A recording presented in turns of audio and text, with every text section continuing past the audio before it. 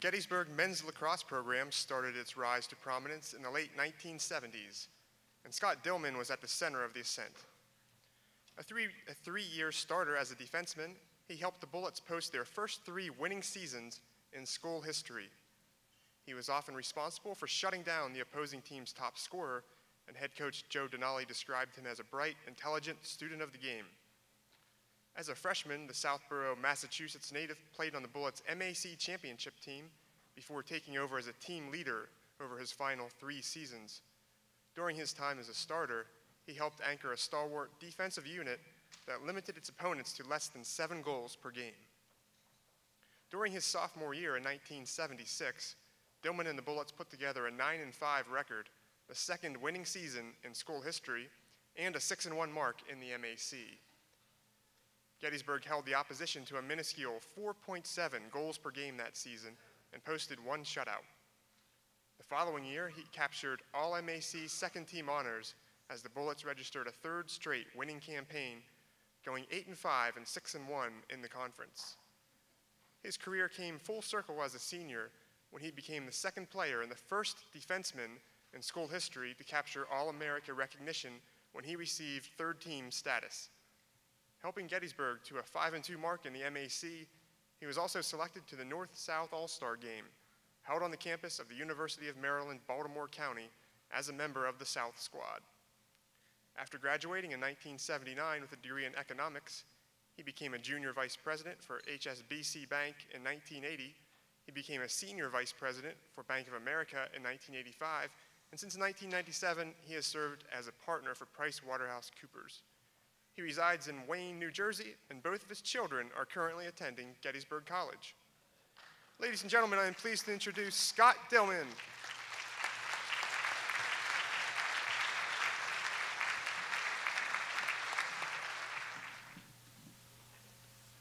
Wow.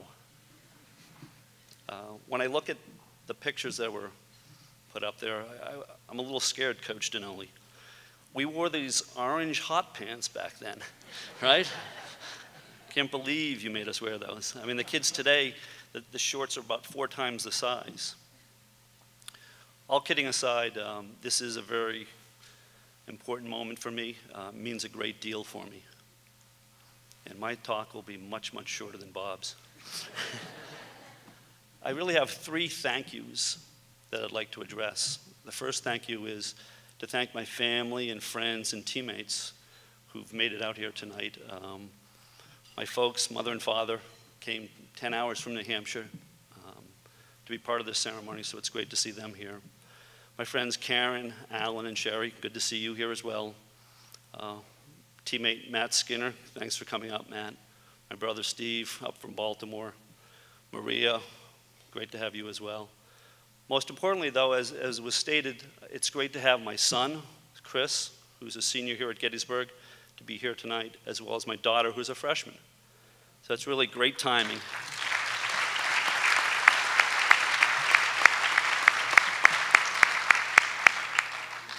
My second thank you is really to the Gettysburg College Athletic Program, Orange and Blue, and really to the lacrosse program. Fantastic program. Really is. And when I look out at the student athletes here that are with us tonight, the seniors and all, I think you've probably gone through your 4 years or about ready to finish off your 4th year of playing sports here, and you're probably thinking this is a pretty darn good place to play sports. And it really is. Fantastic program, no doubt about it. And when I was leaving Gettysburg College, I thought it was a fantastic program as well. And I went off and I played in many other teams, and I tried to duplicate what I got here.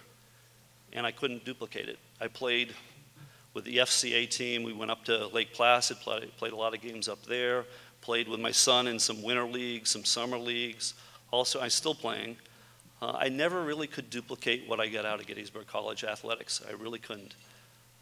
The lessons learned, the many, many lessons I learned on the athletic field. And Coach Denali, I added them up. Maybe you're a better accountant than I am, but I think I played about 80 lacrosse games, 400 odd practices. And in that time, the number of lessons I really learned were dozens when I started thinking back. What are the lessons I learned that I actually use every day today? they go on and on. And the one lesson, though, I remember that I use every single day, and Karen will swear to this one, and that's all about preparation and visualization. And under Coach Dinoli, I really learned preparation.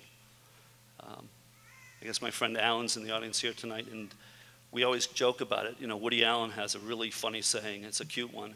It's 80% of success is showing up. And in the business world, for those who are out there, it really is true.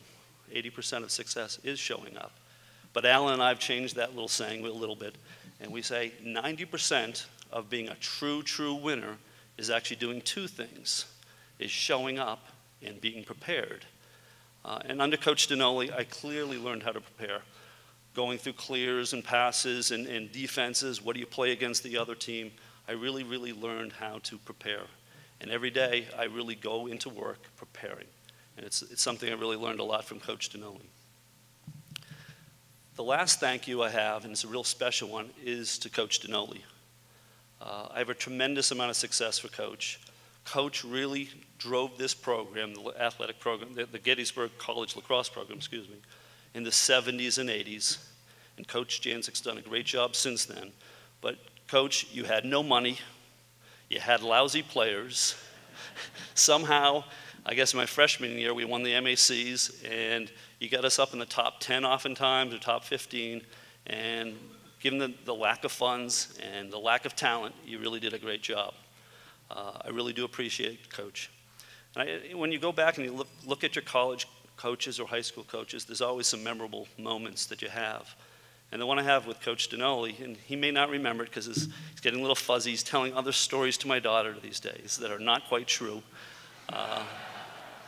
But the one, Coach, I don't know if you remember, is I used to get hit with the ball, hit in the chest with the ball oftentimes. And we played down in Georgetown. And actually, after getting hit with the ball, Coach would bring me to the hospital and all. But I got hit in the chest in Georgetown. I had a white jersey. I was covered with blood. I just spit up blood all over the place. Coach's eyes would be bugging out of his head, and I was a little concerned because I was fine, but he didn't believe me. And I kept on saying, let me back in, let me back in. He didn't. But we came back from Georgetown that night, Coach. I don't know if you remember it. And it must have been around 10 o'clock, and we went to the most dreadful place in Gettysburg, and that's the Gettysburg Hospital. And we sat there, and it must have taken 2 hours, as I recall. You know, things get embellished over time.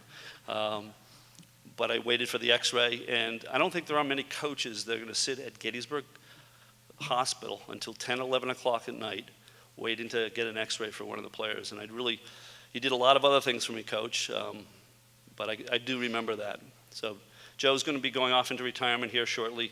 He spent 36 years at the college, tremendous amount of effort he's put in here, and I really want to thank you, Coach.